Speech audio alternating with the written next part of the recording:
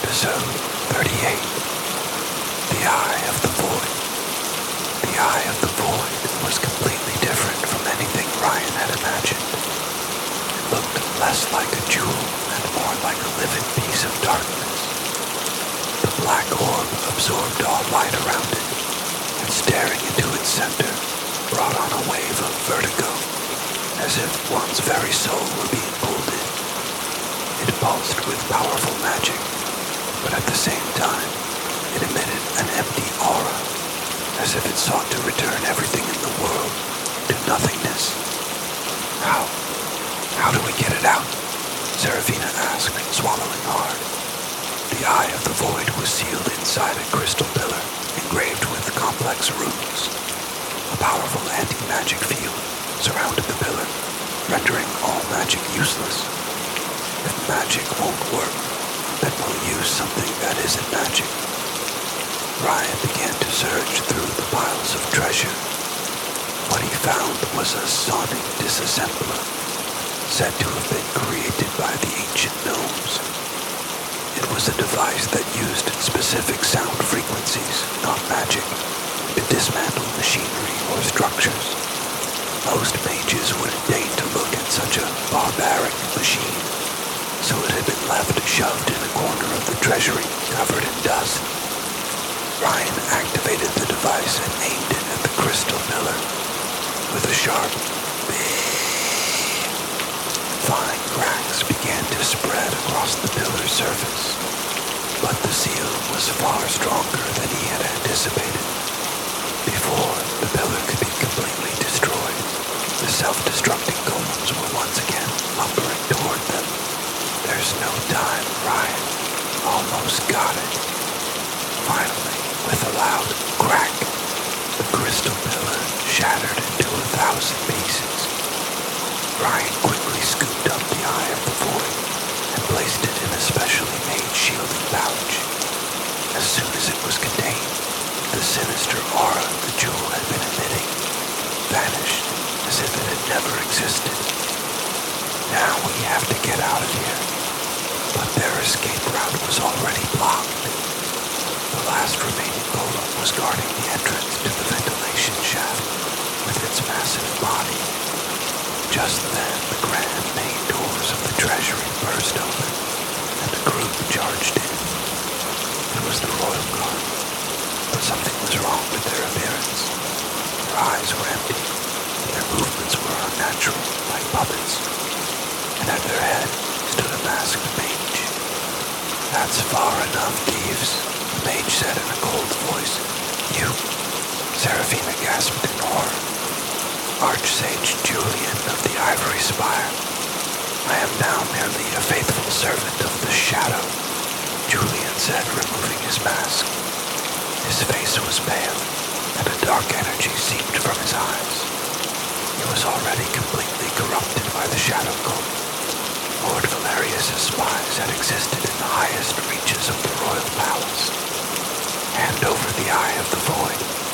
In return, I will grant you a painless death. The situation was dire. The main door was blocked by the controlled royal guard, and their exit was blocked by the iron golem. They were rats in a trap. Ryan's mind raced.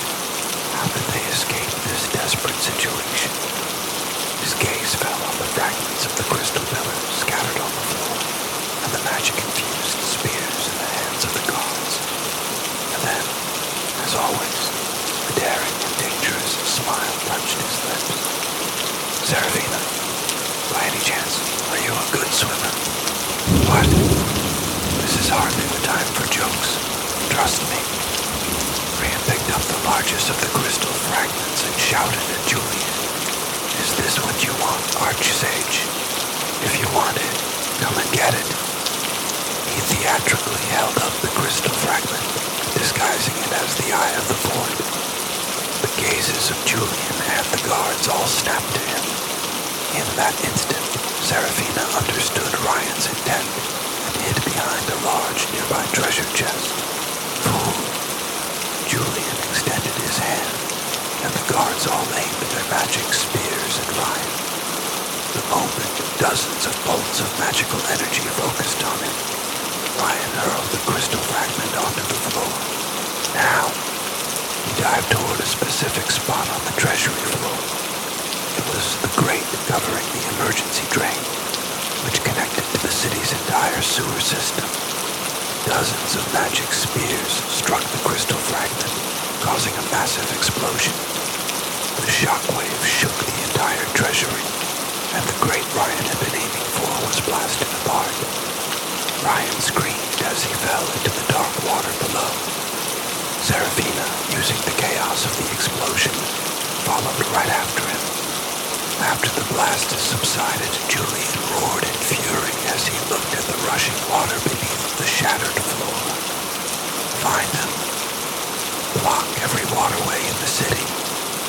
Ryan and Serafina had survived another life or death gamble, but they were now fugitives in Ethereum's largest sewer system, hunted by the entire city, and in their hands they held the Eye of the Void, a dangerous artifact that could shake the world. Episode 39, Pursuers in the Sewers. Ethereum's underground waterways were a vast labyrinth in themselves, having been repeatedly expanded over hundreds of years. Their structure was so complex that even their designers couldn't fully comprehend them. Ryan and Serafina were swept away by the cold, dirty current for a long time, only managing to regain their senses and crawl onto a passage beside an old sluice gate.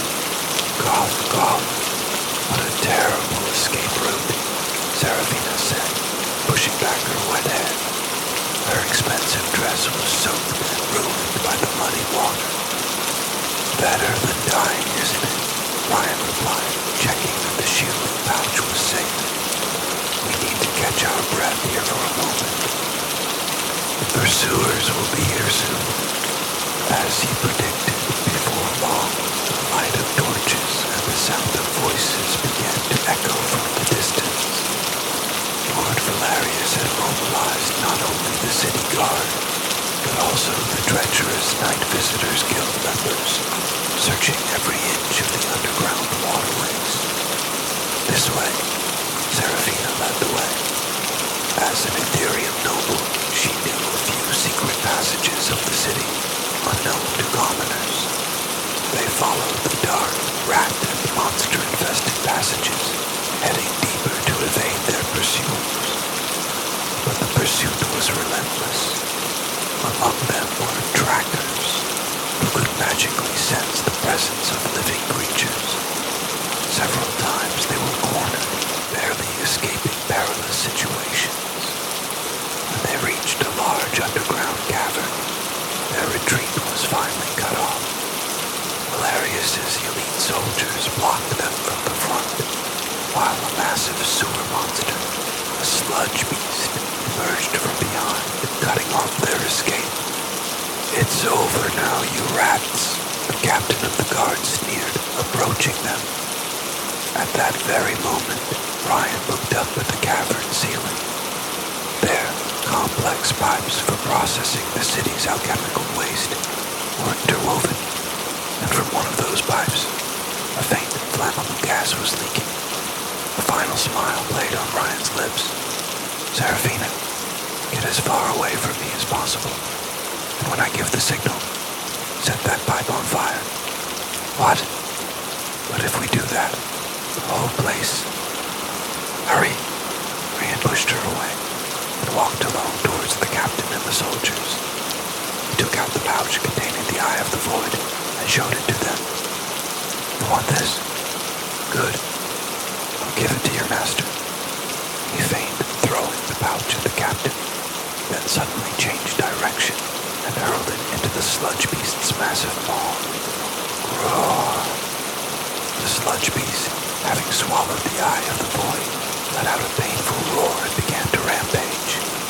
The unstable energy emanating from the Eye of the Void began to run wild within the monster's body. The monster's body swelled, destroying everything in its path. The guards, terrified,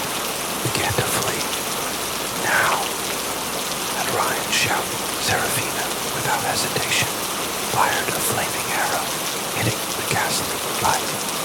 With a tremendous roar, the entire underground cavern was engulfed in a massive fireball. Just before the